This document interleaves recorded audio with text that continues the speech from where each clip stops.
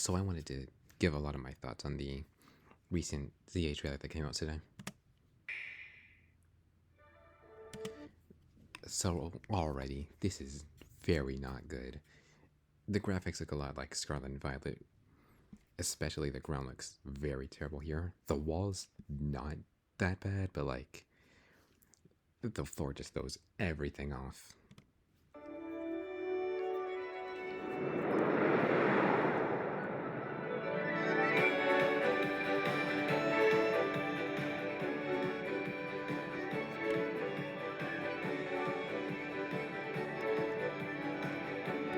So right here, we have a hologram of a Pokeball. It is right by a Poke Center. So throughout the trailer, we do see a lot of holograms, and we see multiple holograms by Poke Centers. Another one that there's two others. There's the Hyper Potion and the like an envelope. I think it is. I think the game will be set in the future as opposed to like just after the events of X and Y because of how many holograms are shown. And of course, holograms are very much used to show like a very advanced technology.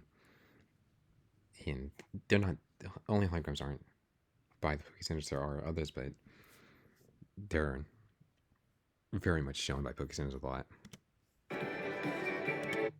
There's also I'm pretty sure some of these shirts are holograms. It becomes more obvious in another shot of the trailer, but right here, I think this one is. But like I said, I'll get into it later. And these gates are definitely holograms.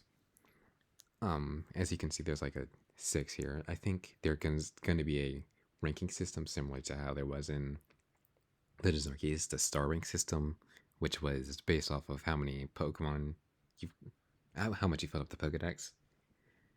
I don't think it's going to be Pokedex based in this game. I think it'll be battle based, and I'll get into why at the end of the trailer. So we can see Furfrou here, and Furfrou was confirmed in the first ZA like teaser. But Furfrou as well as Patch Red, which will be both are confirmed for this game, are so far not available on Switch. So that leaves the only Pokemon that are not available on Switch are the Elemental Muggylions. So, but other than that, I'm pretty sure every other Pokemon is available on Switch. Another one of the holograms with the number. Also, I'm pretty sure that this is supposed to be like a Chibi Dragonite. We did see Dragonair in the first EA trailer.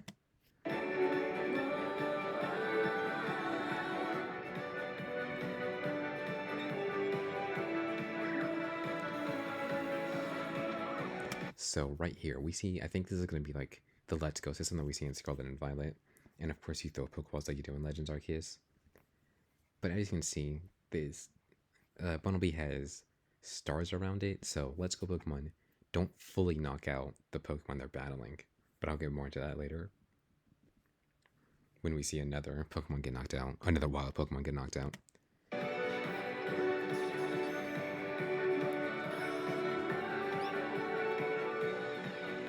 So, as we see here, there's like teleporters to get on top of buildings. I don't know how important that'll be in the game, but because we don't really see it get explored much until another shot after here, which is so clearly there's a Rotom phone like causing the protagonist to like float up for a second, similar to how in Scarlet and Violet there was the Rotom phone would break your fall if you went too low, if you fell from a high enough height. It's not really clear if there's going to be any story significance for the buildings, or maybe if it's just going to be like items and things like that, but we'll just have to see.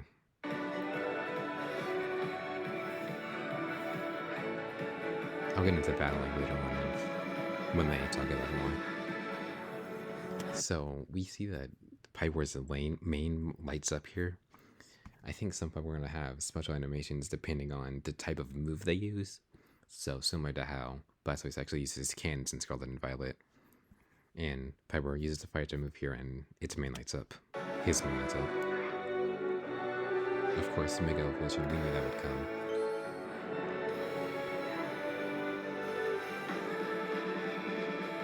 And we do see Sableye here, which is an Oris Mega, so that pretty much confirms that Oris Megas will be in this game.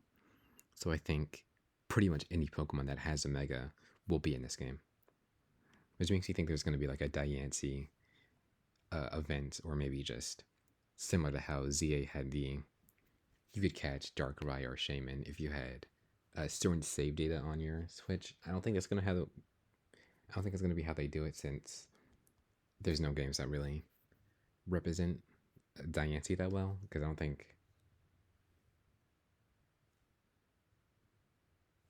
not even sure if it's available on Switch, actually. And of course, we see Gardevoir and Altaria there, which are both Oris Megas, I'm pretty sure. So I'm pretty sure that is on top of the building,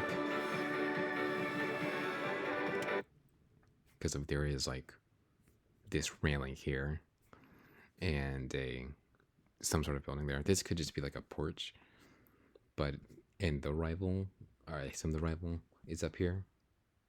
So it seems like there will be some significance to going on top of buildings, but still nothing too major. So of course, AZ and hit the Eternal Floette. Floette is the first time it is available on anything. I mean, we don't know if we'll be able to obtain it.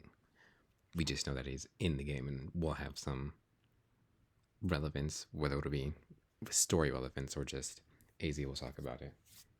Of course, AZ is immortal, so he was there for the war, and I thought the game would be developing from the war. I know many people thought that, but clearly that isn't the case, because this is way past when the war happened.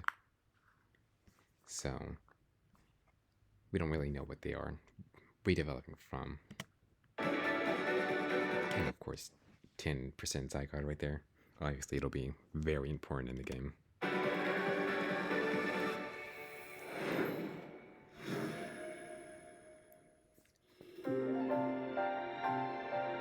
Pokemon Legends ZA is a new title in the Pokemon series. The story takes place in Lumiose City, the largest city in the Kalos region. So we already knew that the game would only be Lumiose City before the trailer came out. I think it was, I don't remember if it was officially said in the trailer that first revealed ZA, but Prism it is Tower confirmed here stands again. tall at the center of this city, And right there we can, the largest city in the Kalos region. Prism Tower stands tall at we can see that. I'm pretty sure these are holograms because they're not connected to anything and they have like a blue tint to them as opposed to these, which I think that actually might be Serena's clothing.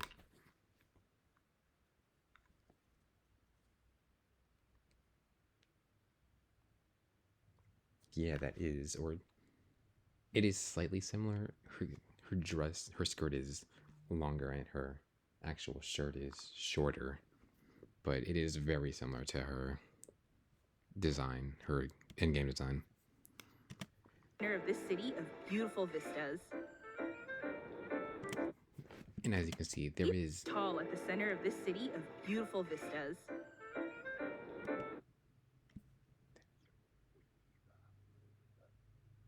okay. So for some reason, I originally thought that this was like an envelope, just because of like the lines here, but that's very clearly Revive now that I look at it again. These days, No, that one is smaller than the rest of the gates actually. going a high. So again, we see Patch right here, which looks kind of cell shaded. I think that's the right word. And we can see what's most likely scaffolding for rebuilding something, a building most likely. It's not really clear what they're redeveloping from. Probably the events of X and Y, but I have a feeling that this is going to be, the game takes place much after X and Y.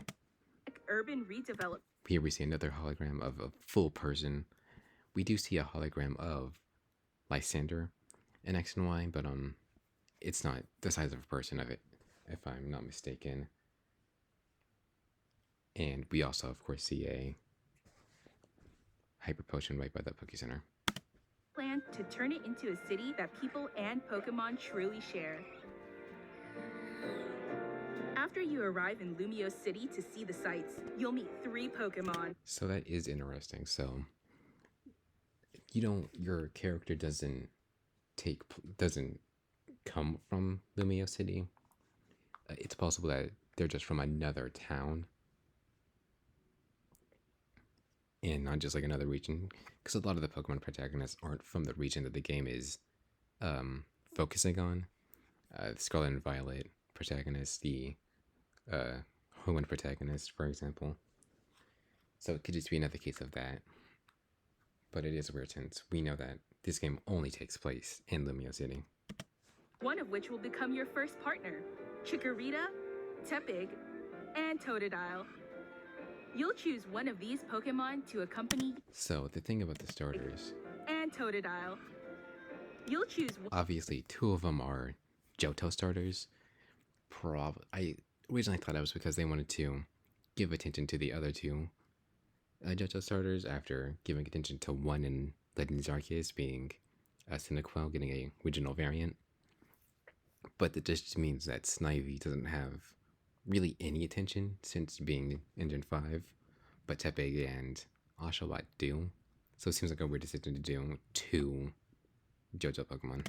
these Pokemon to accompany you on a new journey as you get to know Lumio City and its inhabitants. Here are some of the colorful characters you'll encounter. When you arrive in Lumiose, you'll meet a new friend and ally, either Urbane, So, which character will depend on the appearance you choose for yourself in the game. They've done that before with some of the rivals will be based off of the protagonist that you did not select. Hoenn, for example. But that was because the gender you selected would be taken up. But since your protagonist character is completely separate from the most likely your rival, it doesn't really make sense to make them do it like that, but it could just be that it's the same gender that you choose for your protagonist, so. Connie. The hotel where you'll be staying is run by AZ. You'll also meet his partner, Floette. So, Where you'll be staying is run by AZ. in Legends Arceus, the Survey Corps building is a building that is that you go back to a lot in the game. So it's probably something. So the hotel is probably something like that, but for ZA. So and AZ, of course, again will be very important to the game. So that's probably why he runs it. You'll also meet his partner, Floette. Lumiose's redevelopment is being managed by Quasartico Inc. This will also probably be a place that you'll have to go back to a lot. Become acquainted with the company's CEO, Jet, and So Jet has a Baneri hairpin. Secretary, Vinny. It's more noticeable if we go back to... Yeah, if we go to here, it is a lot more noticeable here, but which kind of confirms that Baneri will be in the game, but Lopunny hasn't, I guess it was kind of already... Characters you'll Could be assumed. is redeveloped CEO Jet and her secretary, Vinny. The different people you meet will make your time in Lumiose all the richer.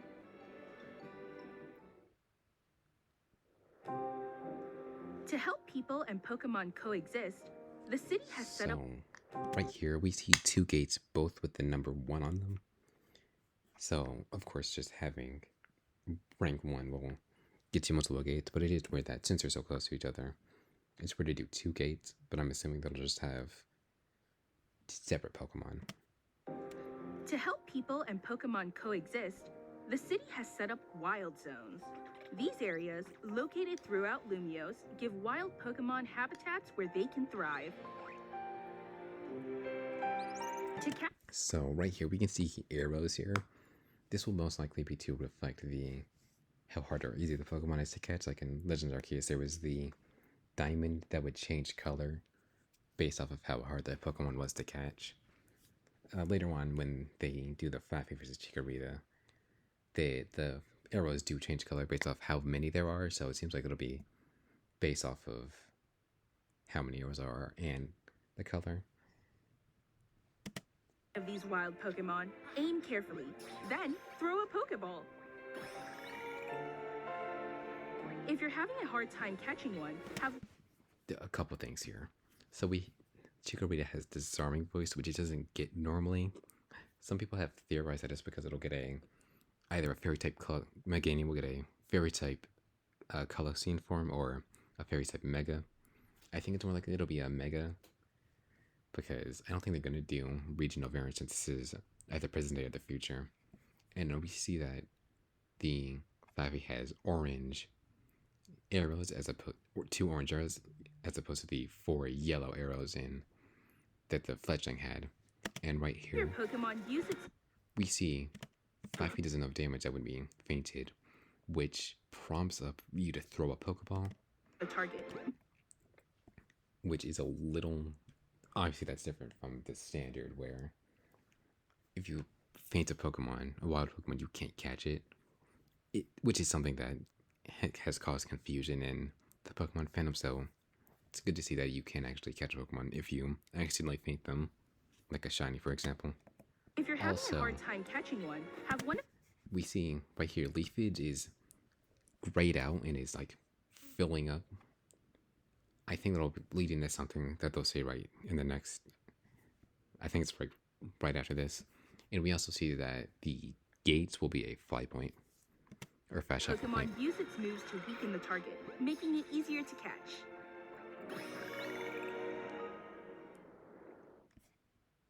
So now they This go into game battles offers here. a style of Pokemon battling not seen in previous titles. So that pretty much confirms that it will not be like the battling system in Legends Arceus. Moves can have a longer or shorter reach, or different areas of effect. So the thing about the cooldown that I talked about with leafage, I think if you do because in Legend Arceus there was that strong style, and if you did one of those moves, instead of the move losing one PP, it lost 2. I think there's going to be something similar here with the move cooldowns, because it seems the move cooldowns are replacing the PP system. So instead of the Edge strong style replacing strong style replacing or taking 2 PP, it does the cooldown it changes how long it is based off if you do the range of the attack and if it does area of effect damage. So choose your timing and positioning carefully to get upper hand. Although it could be that the Areas of effect. cooldown is only So for choose your timing and attacking positioning. moves, because when the card uses Protect here, it doesn't go on cooldown, which kind of adds to why I think it will only happen, or the cooldown will change based off of if you change the range. Also, you can see that the icons for the move is super effective, not very effective, or immune right here, or neutral. It's the same icons. It just doesn't say not very effective, or immune. Also, it looks like you can quickly run from a Pokemon by pressing the minus button. Carefully to gain the upper hand. So, again, Talonflame gets hit with enough damage to faint, but it doesn't actually faint. It has the little confusion effect over it, although that does not prompt up a Pokeball. It also looks like Stealth Rocks has its effect in Legends Arceus, where it does damage instantly, as opposed to where it was switching in Legends. It's switching normally. So I think any move changes that were in Legends Arceus will also be in this game. It also looks like you can switch your Pokemon instantly by pressing the down on the D-pad. Lead your partner Pokemon through battles and dodge incoming attacks. Swap Pokemon if you need. So, the thing about dodging, obviously Pokemon move when you move, and there's a circle here when the trainer, like the end of the trainer does something, like an animation. It could be just because the Pokemon doesn't attack and the circle was on them when they did attacks previously, but it also could be that you can move your Pokemon by like placing a circle somewhere, and that's another way to dodge, although they do not dodge here. And find the right moment to unleash a move. What's more, Certain Pokemon can go beyond evolution by undergoing Mega Evolution. Nothing new here. When a Stuff we trainer's already know. Keystone resonates with the Megastone held by their Pokemon, the Pokemon will do more than just change shape. It'll unlock a new level. So these icons right by the moves here, I don't know if that's going to be like the actual moves themselves are different, or if it'll be just to represent that the Pokemon has Mega Evolved. And also, when a Pokemon Mega Evolves, there's this like timer here, Power, turning and the the tide of Pokemon depletes as time goes on. And the reason why Mega Evolution was removed was because it was so competitively broken, and we have a game that's very competitively focused, and Megas are in it. So I wonder if putting it on a timer is a way to make it more balanced, like how with Dynamax, it only lasts 3 turns. in its favor. So the thing about the area effect here, clearly there's Pokemon, you can battle multiple Pokemon at once. Right here we have a 3v1, just like how in Legend Arceus there was multiple Pokemon could battle you at once. So I think that the area of effect will damage the Pokemon around you. Or like if there's other 2v or 3v1s, it'll damage the Pokemon around you. Or the Pokemon battling. As Lumiose continues its transformation into a city that belongs to both people and Pokemon, who knows what kinds of encounters and experiences will await.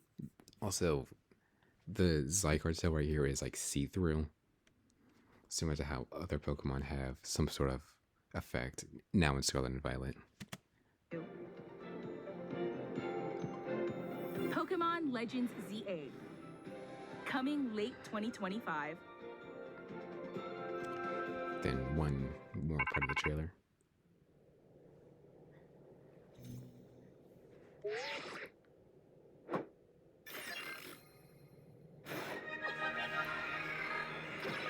So that this has already spawned a lot of speculation, even on like a first time viewing. A lot of people have had different thoughts of what it could be, but apparently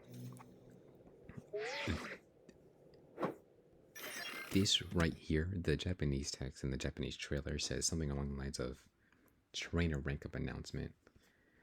So like how the gates have the numbers on them, I think this will be the way you rank up through some tower. There's going to be like, I think, a battle tower through it, and so the more you battle, the higher rank you get, and so of course the more gates you can pass through, as opposed to how much no gates throwing up system works by filling out your Pokedex.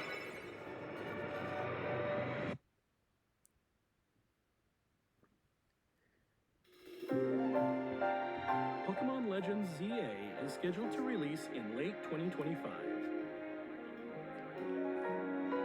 We hope everybody can wait just a little longer for their adventures in Lumiose City to begin.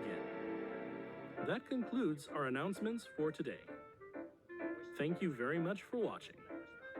So here they go over just that it'll be releasing in late 2025, which was of course just showed.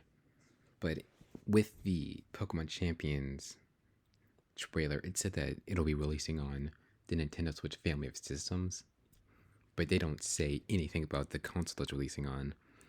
So Pokemon Championships, we know it'll be releasing on Switch, so of course it'll be playable on Switch too. But since they don't say it'll be releasing on that family of systems, it'll probably just be a Switch 2 game, so only playable on the Switch 2. There's also one more thing I want to show. So for all the Pokemon that I caught, there was 48 that were shown, or well, 48 lines. Of course, there's things like split evolutions. This is just the base form of the Pokemon that was shown. So that is a decent amount for how little is shown, especially when you consider some Pokemon are split evolutions like Eevee. It's not really 48's as accurate as a number as it could be. And there's some that I missed in the forced to each other because of how a lot of them are hard to see. That, as you can see, some of these Pokemon have question marks next to their name because some of them are only showed up in the ZA for each other, and they're hard to tell there. But that is it for everything I have to say in this video. If you have anything else you will want to share, I'd love to hear it.